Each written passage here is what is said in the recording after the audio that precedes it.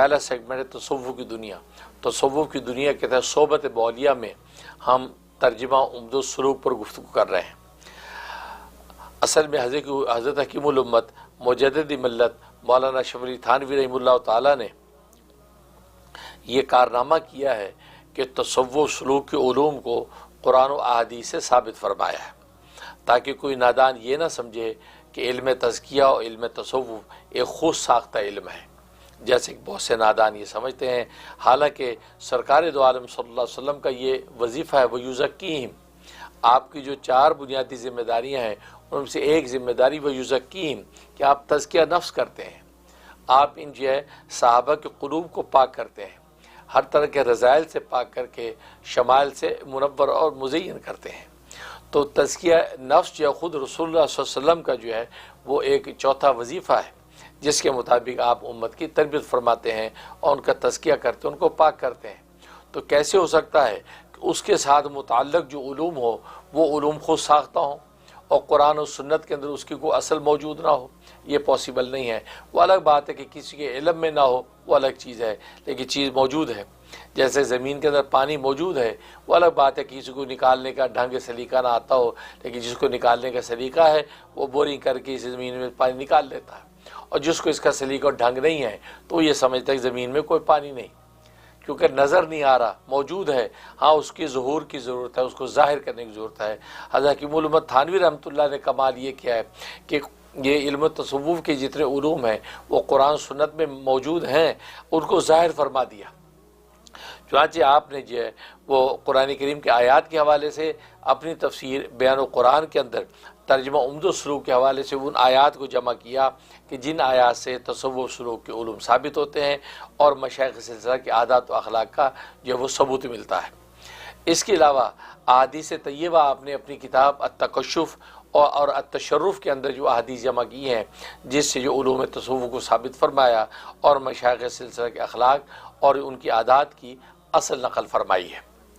تو ہم نے یہاں روح کی باتیں میں اس سے شروع کر رکھا ہے کہ قرآن کریم کی آیات کے ذریعے سے آپ نے علم تصوف کو جو ثابت فرمایا ان کا تذکرہ ہے۔ تو آج ہم بات کریں گے سورہ بقرہ کی آیت نمبر 165، 165 نمبر آیت۔ اعوذ باللہ من الشیطان الرجیم، بسم اللہ الرحمن الرحیم۔ وَمِنَ النَّاسِ مَن يَتَّخِذُ مِن دُونِ اللَّهِ أَندَادًا، اور لوگوں میں سے وہ بھی ہیں جو بناتے ہیں اللہ تعالیٰ سے بڑے بڑے شریک، یحبونہم کحب اللہ، ان کے ساتھ محبت کرتے ہیں جیسے اللہ تعالیٰ کے ساتھ محبت ہونی چاہیے۔ والذین آمنوا اشد حبا للہ، اور وہ لوگ جو مومن ہیں وہ زیادہ سخت ہیں محبت میں اللہ تعالیٰ کے لیے۔ وَلَوْ يَرَى الَّذِينَ ظَلَمُوا إِذْ يَرَوْنَ الْعَذَابَ، اور اگر دیکھ لیں وہ لوگ جنہوں نے ظلم کیا جب دیکھیں گے عذاب کو، أَنَّ الْقُوَّةَ لِلَّهِ جَمِيعًا، بے شک قوت ساری اللہ تعالیٰ کے واسطے ہے، وَأَنَّ اللَّهَ شَدِيدُ الْعَذَابِ، اور بے شک اللہ تعالیٰ سخت سزا دینے والا ہے۔ یہ آج جو ہے 165 نمبر سورہ بقرہ کی ہے۔ اس سے حضرت حکیم الامت تھانوی رحمۃ اللہ علیہ نے تصوف سلوک کا ایک مسئلہ ثابت فرمایا، اور انہی کے الفاظ میں ارشاد فرماتے ہیں، عنوان باندھا ترجمہ مسائل السلوک، اس کے تحت لکھتے ہیں، اس میں اصل ہے اس کی کہ شرکت فی المحبت پر اطلاق شرک کا کر دیتے ہیں۔ اس میں اصل ہے اس کی کہ شرکت فی المحبت پر اطلاق شرک کا کر دیتے ہیں۔ تو گویا کہ محبت کے اندر شرکت کو بھی گویا کہ ایک درجے میں شرک قرار دیا۔ تو اس آیت کے اندر بھی اللہ تبارک و تعالی نے کہ شرکت فی المحبت کو شرک قرار دیا کہ یہ مشرکین مکہ اپنے معبود باطلہ کے ساتھ ایسی محبت کرتے ہیں جیسی محبت اللہ سے ہونی چاہیے۔ اس درجے کی محبت تو اللہ تعالیٰ سے کرنی چاہیے، لیکن یہ اپنے بتوں سے محبت کرتے ہیں اس درجے کی۔ تو گویا کہ انہوں نے کیا کیا، انہوں نے محبت میں شریک کر لیا، محبوبیت میں اپنے بتوں کو اللہ کا شریک کر لیا۔ تو اس کو فرمایا شرکت فی المحبت، تو محبت کے اندر یہ شریک جب کر لیا تو گویا کہ اللہ تبارک و تعالیٰ کے ساتھ انہوں نے شرک کیا ہے۔ یہ گویا کہ حضرت حکیم الامت تھانوی رحمۃ اللہ علیہ نے مسئلہ مستنبط فرمایا، اور ظاہر ہے کہ علم تصوف کے اندر جو ہے اللہ تبارک و تعالیٰ کو جس درجے کی محبوبیت جو ایک صوفی کو حاصل ہوتی ہے، اس درجے کی محبوبیت اللہ کے غیر کو نہیں مل سکتی۔ اللہ کے غیر کو اس درجے کی محبوبیت اگر دے دی جائے، اس درجے کی محبت اللہ کے غیر کے ساتھ بھی کرنے لگے جس درجے کی اللہ سے محبت کی جاتی ہے، تو اس کو فرمایا کہ یہ کیا ہو جائے گا، یہ شرکت فی المحبت ہوگی، اور شرکت فی المحبت بھی ایک درجے میں شرک ہی کا شعبہ ہے۔ امام قرطبی رحمہ اللہ تعالیٰ نے فرمایا کہ محبت کے اصل میں 3 قسمیں ہیں۔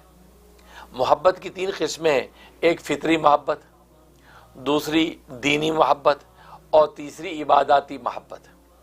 فطری محبت سے مراد جیسے مال سے انسان کو محبت ہوتی ہے، یہ انسان کی فطرت ہے، فطری طور پہ مال کی طرف میلان ہوتا ہے۔ مال کو مال کہتے اسی لیے ہیں کہ اس کی طرف انسان کی طبیعت مائل ہوتی ہے، تو مال سے محبت یہ فطری محبت ہے۔ دوسری اپنی اولاد سے محبت، یہ انسان کی فطرت ہے، تو فطری طور پہ انسان اپنی اولاد سے محبت کرتا ہے۔ اسی طرح اپنے بیوی سے محبت، اپنے ماں باپ سے محبت، تو جتنے ایسے طبی رشتے ہیں ان کے ساتھ انسان کی جو محبت ہوتی ہے فطری محبت ہے۔ فطرت و گھٹی میں اللہ تبارک و تعالی یہ محبت ڈال رکھی ہے، یہ فطری محبت۔ دوسری دینی محبت، دینی محبت جیسے کہ انبیاء اور صلحاء کے ساتھ ہے۔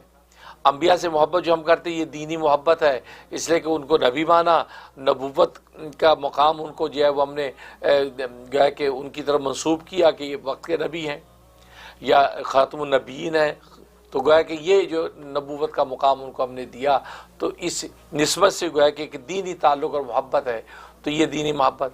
یا صلحاء کے ساتھ، اولیاء اللہ کے ساتھ، اللہ کے نیک بندوں کے ساتھ، اپنے پیر و مرشد کے ساتھ، یہ جو محبت ہوتی ہے یہ دینی محبت ہے، یہ دین کی نسبت سے محبت ہے۔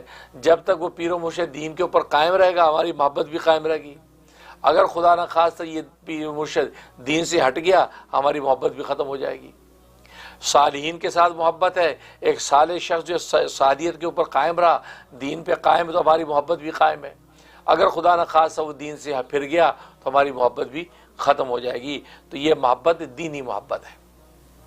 اور تیسری محبت عباداتی محبت ہے۔ عباداتی محبت کس سے کی جاتی ہے؟ اللہ سے کی جاتی ہے۔ اللہ کے ساتھ جو محبت ہے عباداتی محبت ہے کہ ایک عابد اور معبود کے درمیان جس درجے کی ایک محبت چاہیے جس کی وجہ سے عابد معبود کے سامنے جھکتا ہے، جس کی وجہ سے عابد معبود کے سامنے سجدے کرتا ہے۔ حالانکہ ماں باپ سے انسان کو کتنی محبت ہوتی ہے، اور یہ فطری محبت، گھٹی کے اندر محبت ہے، لیکن اپنے ابا کو سجدہ نہیں کرتا، اپنی اماں کو سجدہ کرنے کو تیار نہیں ہوگا۔ اگر یہ رشتہ کہے کہ مجھے سجدہ کر لو، سجدہ نہیں کرے گا۔ اولاد سے کس قدر محبت ہے، جان تک لٹانے کو تیار ہے، لیکن اولاد کہے کہ ابا آپ مجھے سجدہ کیجئے تو آپ سجدہ کرنے کو تیار نہیں ہوگے۔ اماں سے کتنا پیار ہے کہ جان چھڑکتا ہے، لیکن اماں کہہ کہ مجھے سجدہ کر لو، سجدہ نہیں کرے گا، کیونکہ اس سے عباداتی محبت نہیں ہے، اس سے فطری محبت ہے جسے ایک جذبہ محبت کا انسان اظہار کرتا ہے، لیکن عباداتی محبت نہیں ہے۔ لہذا ایک عابد بن کر گویا کہ اس کے سامنے عبادت کا سجدہ کرنے کو تیار نہیں ہے۔ بالکل اسی طریقے سے انبیاء کے ساتھ دینی محبت ہے۔ نبی اپنے وقت کا بہت بلند مقام رکھتا ہے، لیکن اس سے محبت کا یہ مطلب نہیں کہ دینی محبت سے آگے بڑھ کے اس نبی کو سجدہ کریں، یا نبی خدا نہ خواستہ خود کہہ کہ مجھے سجدہ کرو، ایسا پاسبل نہیں ہے۔ تو گویا کہ یہ دینی محبت ہے، عباداتی محبت وہ اللہ سے ہے۔ تو فرمایا کہ تیسری جو قسم عباداتی محبت یہ صرف اللہ ہی سے ہو سکتی ہے، اللہ کے غیر کے ساتھ یہ جائز ہی نہیں ہے۔ یہاں مشرکین مکہ جو ہے وہ اپنے معبودان باطلہ کے ساتھ جو محبت کرتے ہیں، یہ جو محبت ہے ان کی عباداتی محبت، جبکہ ان کے ساتھ ان کی دینی محبت ہونی چاہیے، اپنی ملت کے اعتبار سے محبت ہونی چاہیے کہ جی ہم ان کو معبود مانتے ہیں لہذا محبت کرتے ہیں، ٹھیک ہے، آپ بھلے آپ باطل ہیں، مشرک ہیں، وہ ایک درجہ محبت کا اپنی جگہ پر ہے، لیکن آپ اس سے عباداتی محبت اگر کریں گے تو پھر اللہ کی محبت ان کی محبت کے آپ بالکل مساوی کر دیا۔ یہی اللہ تبارک و تعالی شکایت کر رہے ہیں، یحبونہم کحب اللہ، یہ اپنے معبودان باطلہ سے، اپنے بتوں سے ایسی محبت کرتے ہیں، یعنی کون سی محبت؟ عباداتی محبت، ایسی محبت کرتے ہیں عباداتی محبت جیسے کہ اللہ سے ہونی چاہیے، جبکہ اللہ تبارک و تعالی سے عباداتی محبت ہوتی ہے، اللہ کے غیر سے نہیں ہوتی۔ اور ان کی حالت یہ ہے کہ اللہ کے غیر کے ساتھ بھی عباداتی محبت کرتے ہیں، لہذا یہ شرک کے مرتکب ہو گئے۔ باقی شرک فی ذات شرک فی صفات اپنی جگہ، لیکن شرک فی المحبت کے بھی کہ شرک فی محبت کا بھی یہ شکار ہے، لہذا یہ محبت کے اعتبار سے بھی یہ گویا کہ شرک کا جو ارتکاب کر رہے ہیں۔ اس لیے حضرت مولانا تھانوی رحمۃ اللہ یہ بات لکھی کہ شرک فی المحبت میں اطلاق شرکہ کر دیتے ہیں، مطلب یہ ہے کہ یہ علم تصوف و سلوک کے اندر اسی حقیقت کو واضح کیا جاتا ہے، اللہ تبارک و تعالیٰ کے ساتھ جو محبت ہے، عاشقان خدا یا عاشقان مصطفیٰ بھی ہیں، لیکن دونوں کی محبت کی نوعیت میں آسمان زمین کا فرق ہے۔ یعنی عاشقان خدا ہونے کا مطلب اللہ تبارک و تعالیٰ کے ساتھ جو محبت ان کی عباداتی محبت ہے، اور عاشقان مصطفیٰ بھی ہیں وہ، اس کا مطلب ہے کہ نبی کے ساتھ جو محبت ہے وہ عباداتی محبت نہیں بلکہ دینی محبت ہے، وہ دینی محبت ہے، اور ایسی محبت ہے وہ ساری محبتوں پر غالب ہے۔ اللہ تبارک و تعالیٰ کی محبت اس سے اوپر ہے، بلکہ اس کا تقابل بھی کرنے کی اجازت جائز نہیں ہے، وہ نوعیت ہی الگ ہے، لیکن نبی سے محبت جو ہے ساری محبتوں کا نچوڑ ہے۔ تبھی تو حدیث میں فرمایا کہ والذی نفسی بیدی، قسم اس ذات کی جس کے قبضہ قدرت میں میری جان ہے، تم میں سے کوئی شخص اس وقت تک مومن نہیں ہو سکتا جب تک کہ میں اس کی نظر میں محبوب نہ ہو جاؤں اس کے والدین سے زیادہ، اس کی اولاد سے زیادہ، اور ساری انسانیت سے زیادہ۔ یعنی یہ محبوبیت اس درجے کی ہو جائے کہ کائنات انسانی کے اندر کوئی بھی شخص ایسا نہ ہو جو نبی پاک صلی اللہ علیہ وسلم کے برابر محبوب ہو۔ تو فرمایا کہ اتنی محبت، اس لیے کہ ظاہر ہے کہ سرکار دو عالم صلی اللہ علیہ وسلم کے ساتھ محبت یہ اصل میں خود ایمان کی روح ہے۔ جیسے ایمان سارے اعمال صالحہ کی روح ہے، اور روح نکل جائے تو وہ ڈھانچہ رہ جاتا ہے، اگر ایمان نکل جائے تو وہ اعمال کا ڈھانچہ رہ جاتا ہے جس کی کوئی قیمت نہیں ہے، وقت نہیں ہے۔ لیکن ایمان کی جو روح ہے وہ سرکار دو عالم صلی اللہ علیہ وسلم سے محبت ہے، نبی سے محبت، ایمان کی بھی روح ہے۔ اگر ایمان میں سے رسول اللہ صلی اللہ علیہ وسلم کی جو ہے وہ محبت کو نکال دیا جائے تو ایمان کا صرف کھوکھلا ڈھانچہ رہ جائے گا، اس کے اندر روح نہیں ہوگی۔ یعنی نبی کی محبت کا عالم یہ ہے، تبھی تو آپ قسم کھا کے ارشاد فرمائے والذی نفسی بیدی، قسم اس ذات کی جس کے قبضہ قدرت پہ میری جان ہے، لا یؤمن احدکم، تم میں سے کوئی مومن ہی نہیں ہو سکتا۔ گویا کہ ایمان اپنی منزل کو پکڑ ہی نہیں سکتا، طے نہیں کر سکتا جب تک کہ میں سب سے زیادہ محبوب نہ ہوں۔ تو یہ محبت کون سی؟ یہ محبت جو ہے یہ دینی محبت ہے، جو ہے سرکار دو عالم صلی اللہ علیہ وسلم کے ساتھ اس درجے کی محبت کسی اور کے ساتھ نہیں ہے، اور کے ساتھ نہیں ہے۔ لہذا جو جتنی بھی دنیا میں معقولی محبتیں ہیں ساری معقولی محبتوں پر غالب، جتنی فطری محبتیں ہیں ان ساری محبتوں پر غالب، یہاں تک کہ اپنے ماں باپ اولاد سے بھی زیادہ غالب جو ہے وہ عقلی طور پر رسول اللہ کی محبت ہے۔ کوئی جہاں تقابل ہوگا وہ رسول اللہ کی محبت غالب آئے گی۔ لیکن اللہ تبارک و تعالیٰ کے ساتھ جو محبت وہ عباداتی محبت ہے، یہ مشرک مکہ جو ہے یہ اصل میں عباداتی محبت میں جو ہے وہ بتوں کو جو ہے اللہ کی محبت کا شریک ٹھہراتے ہیں۔ لیکن ساتھ ہی فرمایا والذین آمنوا اشد حبا للہ، اور جو ایمان والے ہیں وہ اللہ سے محبت کرنے میں بہت سخت ہیں، سب سے زیادہ شدید ہیں۔ یعنی سب سے اشد کا لفظ ذکر اس میں تفضیل کہ سب سے زیادہ شدید محبت ایمان والوں کا اگر ہے وہ عباداتی محبت ہے تو اللہ سے ہے، اللہ کے غیر سے نہیں ہے، اللہ کے غیر سے نہیں ہے۔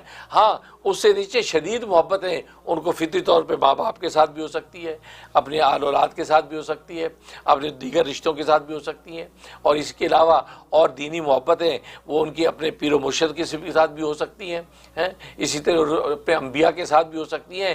تو شدید محبتیں ایون اپنے مال مکان دکان زراعت جائیداد سے بھی ہو سکتی ہیں، لیکن شدید محبتیں ہو سکتی ہیں، لیکن اشد محبت اگر ہے ایمان والوں کو تو وہ صرف اور صرف اللہ سے ہے۔ اس سے ایمان والوں کا ایک مقام عزت اور منزل بیان کی گئی۔ تو حضرت مولانا تھانوی فرماتے ہیں اس میں اصل ہے اس کی کہ شرکت فی المحبت پر اطلاق شرکہ کر دیتے ہیں، لہٰذا یہ اور تصوف سلوک کی دنیا میں اسی بات کی تربیت کی جاتی ہے کہ اللہ تبارک و تعالیٰ سب سے زیادہ محبوب، اور لہٰذا اسی بات کے نعرے لگائے جاتے ہیں لا مطلوب الا اللہ، لا مقصود الا اللہ، لا محبوب الا اللہ۔ جب لا الہ الا اللہ کی ضرب لگتی ہے تو اس تصور کے ساتھ لا مطلوب الا اللہ، اللہ کے سوا کو مطلوب نہیں ہے۔ لا مقصود الا اللہ، اللہ کے سوا کو مقصود نہیں ہے، لا محبوب الا اللہ، اللہ کے سوا کو محبوب نہیں، مطلب اللہ کی جو محبوب عباداتی محبت کی جو محبوبیت ہے یہ اللہ کے سوا کسی اور کو حاصل نہیں ہے، صرف اور صرف اللہ تبارک و تعالیٰ ہی درجے کا ہمارا محبوب ہے جس سے ہم عبادت والی محبت کرتے ہیں۔